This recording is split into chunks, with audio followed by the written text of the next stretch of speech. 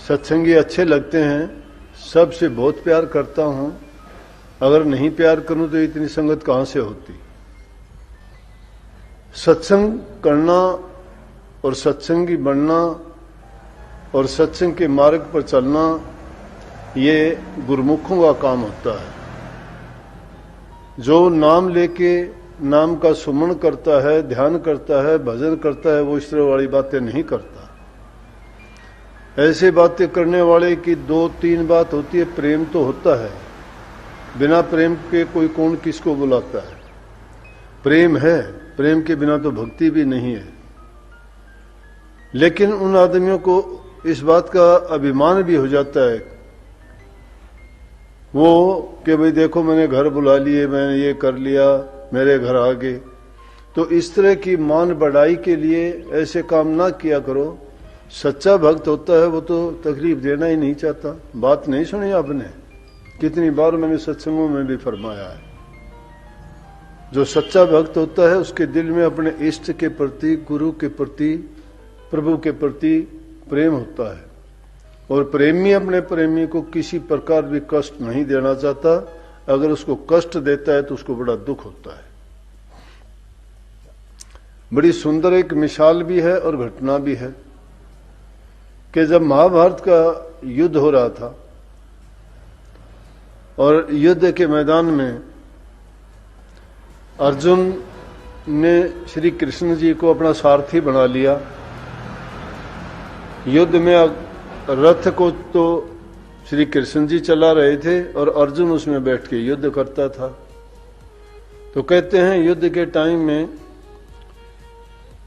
उनको ऐसा हुआ कि अर्जुन को बड़ा अभिमान था कि भाई मेरे जैसा प्रेमी कोई नहीं होगा। मैं श्री कृष्ण जी को जो मानता हूं ऐसा दूसरा भगत कोई नहीं मानता होगा। अवसर तो ऐसे कई आए जिन अवसरों पर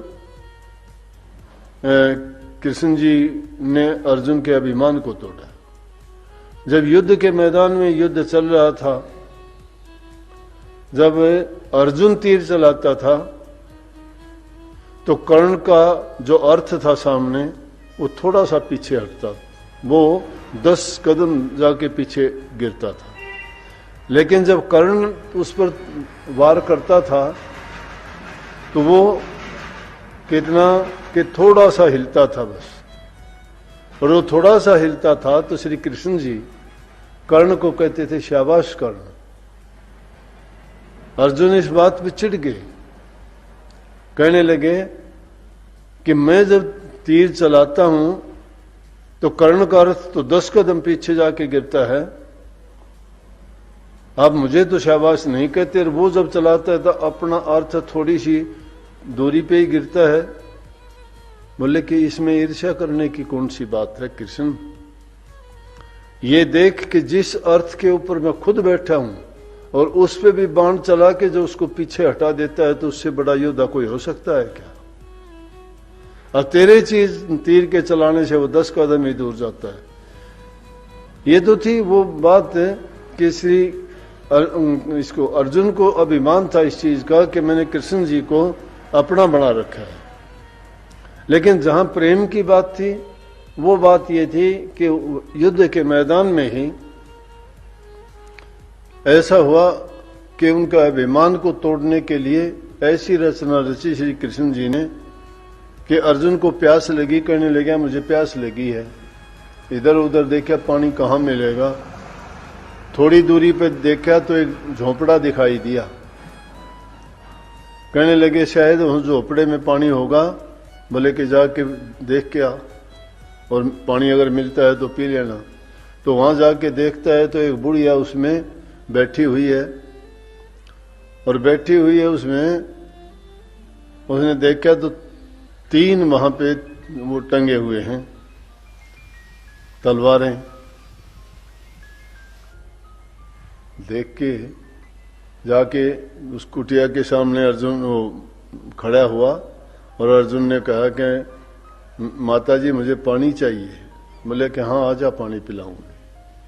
जब अंदर से पानी लेने के लिए गया उसने उसमें कुटिया में झांक के देखा कि यहाँ कोई ना कोई दूसरा आदमी है, ये अकेली रहती है। फिर ये 3 तलवारें, एक छोटी, एक उससे बड़ी, एक सबसे बड़ी। कहने लग गया, माता जी एक बात पूछ लूं आपसे। सच्चे प्रेमन की बात है ये, प्रेम की।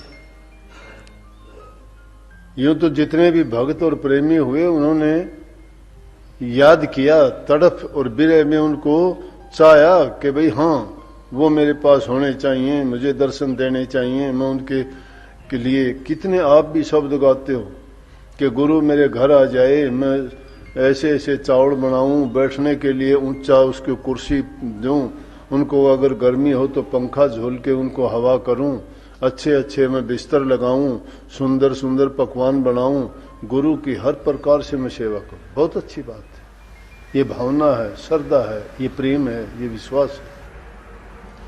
हर कोई ये चाहता है। प्रेम में जब ओतपोत हो जाता है तो अपने अच्छी से अच्छी चीज अगला सोचता है कि मैं ये अपने गुरु को अर्पण करूं। आज नहीं देखते, अपने देश में भक्तों की कमी नहीं है। जो गुरु आज हाजिर भी नहीं है, और उन गुरुओं की अगर गद्दी और कुर्सियां देखोगे तो सोने से बनी हुई, हीरे जवाहरात जड़ी हुई है, उनकी अरबों में कीमत है उनकी कुर्सियों की। कोई बैठने वाला नहीं है, लेकिन फिर भी उनका प्रेम और उनकी आस्था देखो कि फिर भी उन्होंने ऐसे ऐसे सिंहासन उनके लिए बना के तैयार कर रखे हैं। बैठने वाला कोई नहीं, सिर्फ उनके नाम से ही है। हमारे पूज्य जितने भी संत महापुरुष हुए हैं उनके नाम से देखो कैसे कैसे मंदिर बने हुए हैं, मंदिरों में उनकी मूर्ति बनी हुई हैं, मूर्तियां भी सोने चांदी की बनी हुई हैं, उन पर कैसे कैसे मुकुट सोने हीरे जवाहरात के भी चढ़े हुए हैं। कितना कितना उन पर चढ़ावा पूजा आता है आज भी। तो ये वो आस्था और प्रेम का ही तो परिणाम है। तो बुढ़िया से कहने लगे, माता जी एक बात पूछूं आपसे। बोले हाँ बेटा पूछ। कि आपके पास यहाँ कोई आदमी तो नहीं है, फिर ये तलवारें ये किसकी टंगी हुई है इसके अंदर? बोले ये ना पूछ बेटा। इतना बात थी कि उसको गुस्सा आ गया। बोले फिर भी किस लिए? बोले सबसे छोटी तलवार जो है ये तो उसकी द्रौपदी के लिए है, कि जिसको सभा में नंगा करने लगे तो उसका क्या लग गया था कि उसने श्री कृष्ण जी को इतना दुख दिया कि उनको वहां से अपना स्थान छोड़ के उसके लिए आना पड़ा, उसका चीर बढ़ाया, उसने अकारण दुख दिया उसको। मुझे ये बर्दाश्त नहीं, अगर वो मुझे मिल जाए तो छोटी तलवार से गला काट दूं। अर्जुन को बहुत वो हुआ कि देखो कितना प्रेम है।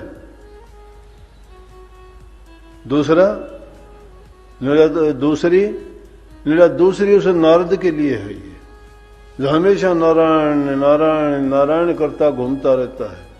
एक पल के लिए भी प्रभु को वो आराम और विश्राम नहीं करने देता, हर पल उसको याद करता रहता है।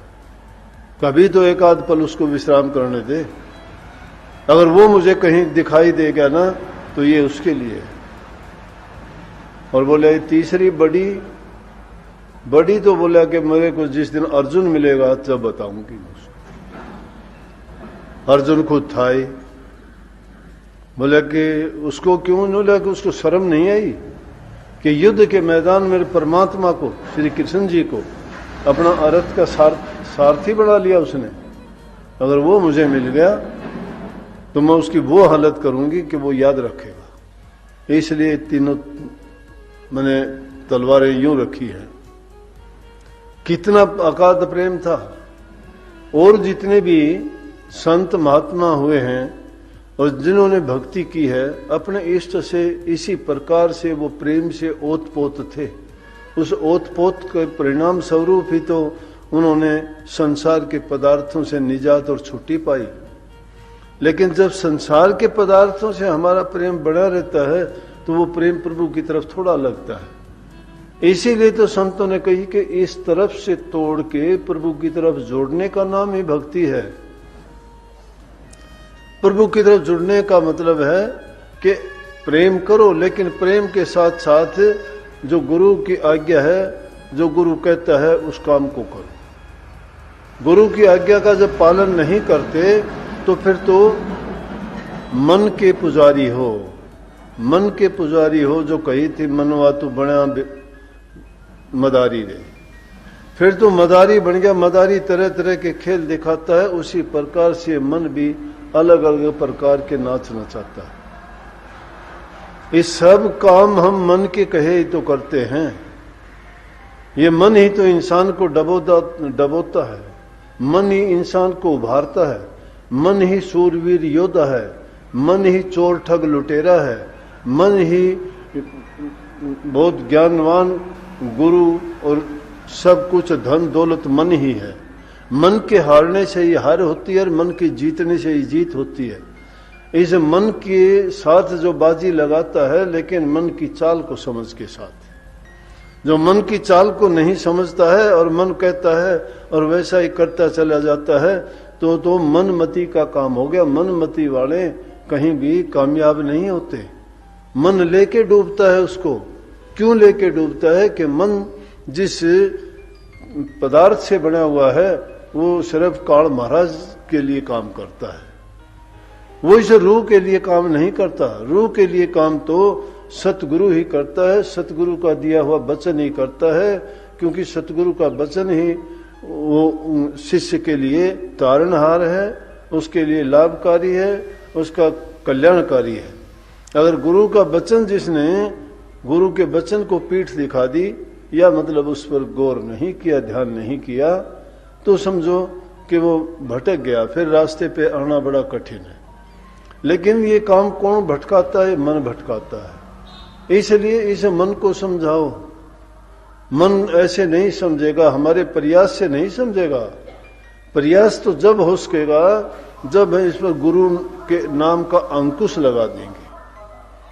गुरु को जब मान लेंगे तो गुरु का ध्यान, कितनी बात कही, गुरु का ध्यान कर प्यारे बिना इसके नहीं छूटना। नाम के रंग में रंग जा। नाम गुरु के 5 अक्षर का नाम नहीं है। जो भी उपदेश, शिक्षा और शब्द गुरु तुम्हें सुनाता है वो ज्ञान है, वो है, वो नाम है।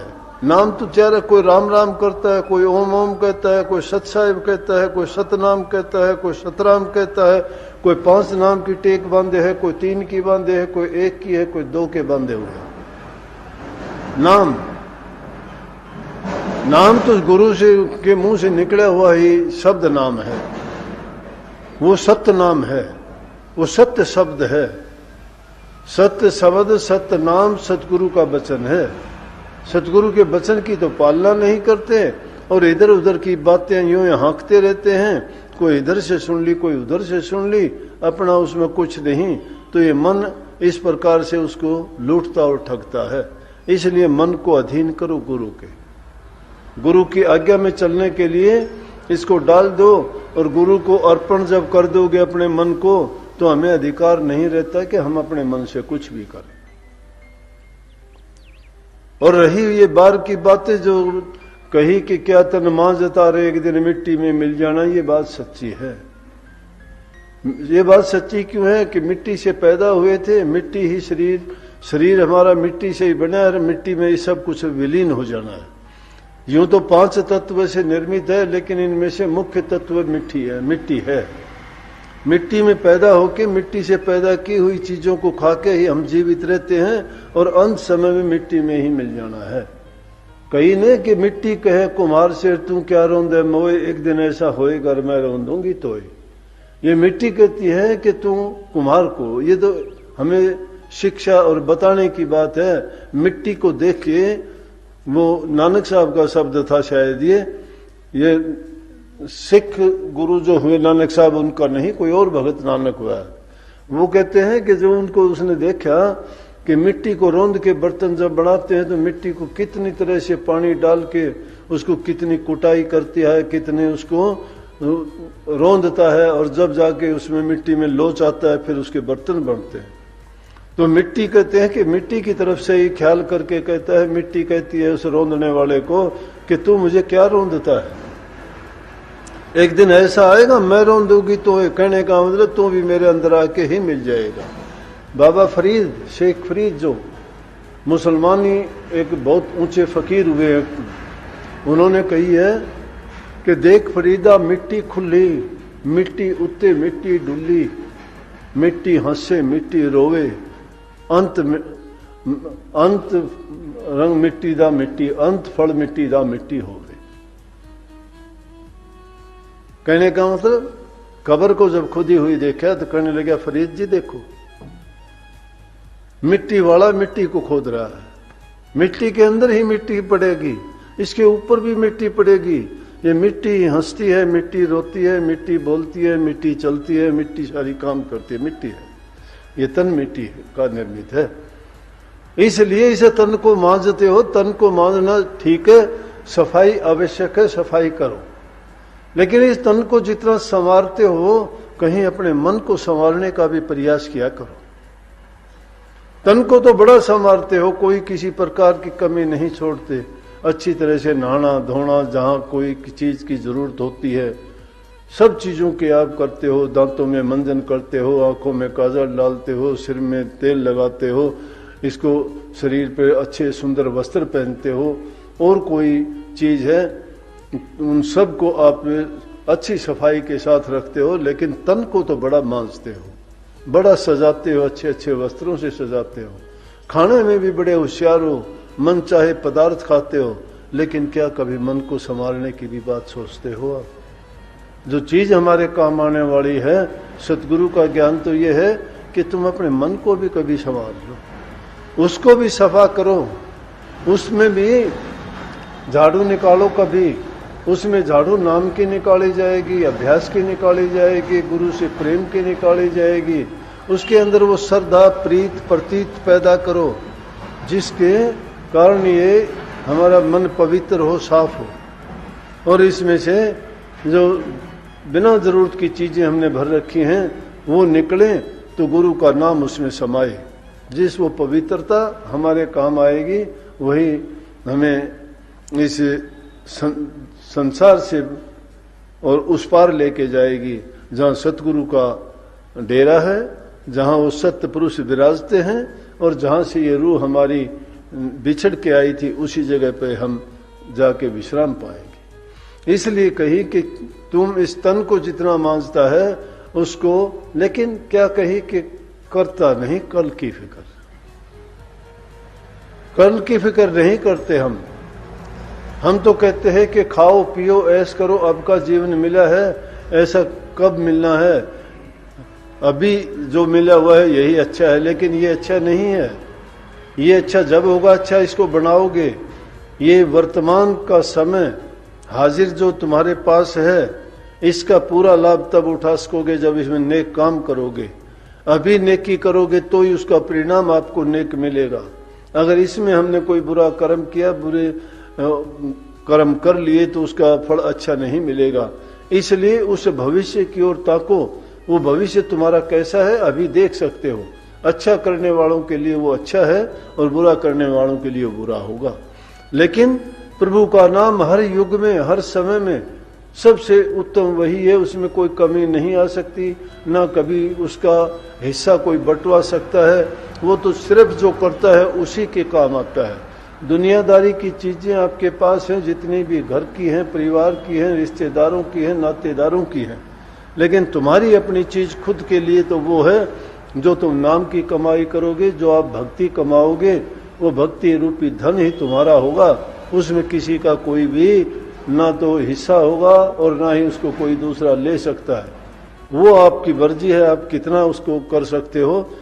लेकिन जिसके पल्ले कुछ भी नहीं होगा, तो जिसके पास कुछ नहीं होता उसकी हालत यहाँ भी देख लो क्या होती है।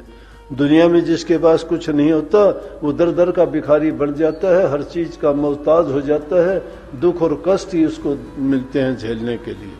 लेकिन नाम रूपी दौलत जो मिल जाती है, वो उससे आदमी को सब सुख मिल जाते हैं, उसको कुछ मांगने की जरूरत नहीं रहती, उसकी सर्व इच्छाएं पूरी हो जाती हैं और इस जन्म मरण के बंधन से मुक्त होके इस भ्रम से भरे हुए संसार से निकल के प्रभु के चरणों में जाके विश्राम पाता है। तो ऐसे कर्म करो जिससे तुम्हारा जीवन संवरे, तुम्हें अच्छा करने का अवसर मिला है, तन से सेवा करो, मन से प्रभु की भक्ति करो और जितना हो सके दूसरे के परोपकार, भलाई और हित करो। सेवा में अपने मन को लगाओ। बूढ़े बुजुर्ग माँ बाप के मन को तब जीतोगे जब उनके साथ तुम अच्छा बर्ताव करोगे। आज सुबह सुबह एक बहन आई, कहने लगे मेरे सास ससुर 90-95 वर्ष के हैं और वो अभी बोले कि उनकी इतनी सेवा करनी पड़ती है, लेकिन ऐसा करो, आशीर्वाद दो कि वो ठीक ठाक रहें। वो ठीक नहीं रहते, क्योंकि इतनी बड़ी उम्र के अंदर आदमी का स्वभाव भी थोड़ा चिड़चिड़ा हो जाता है। मैं कहने लगा कि आप भागी लोग हो, आपको सेवा करने का मौका मिला है। इतनी उम्र में भी आप उनको इतना सुख देते हो, आराम से उनको रखते हो, प्यार से रखते हो, उनके दुख दर्द और सेवा में उनकी जो सहायता करते हो बुढ़ापे में, तो तुम्हें कितना उनसे आशीष मिलता होगा, कितना वो प्यार से आशीर्वाद देते होंगे। इसलिए तुम अपने भाग सराहो कि तुम्हें घर में ही सेवा करने का मौका मिल गया। और अब अगर आप सेवा करोगे तो ये ना सोचना कि आपकी भक्ति में या आपके कोई किसी चीज में कोई बाधा बनते हो, बाधा नहीं है, बल्कि समझो कि वो भक्ति का एक अंग पूरा हो रहा है। सबसे मुख्य अंग है सेवा करना। सेवा प्रेम के बिना नहीं हो सकती। सेवा करने वाला प्रेम करता है, प्रेम करने वाला सेवा करता है। जिसमें प्रेम और सेवा है वही भक्ति कर सकता है। इसलिए सेवा मुख्य करके जो सामने रखते हैं, सेवा करो, प्रभु आपकी सब इच्छाओं को पूरी करेगा, सबको सुख देगा, शांति देगा। मालिक सबको आशीर्वाद दे कि आपका जीवन सुखी हो, हर प्रकार से आपका कल्याण हो। सबको बहुत बहुत आशीर्वाद। राधा स्वामी।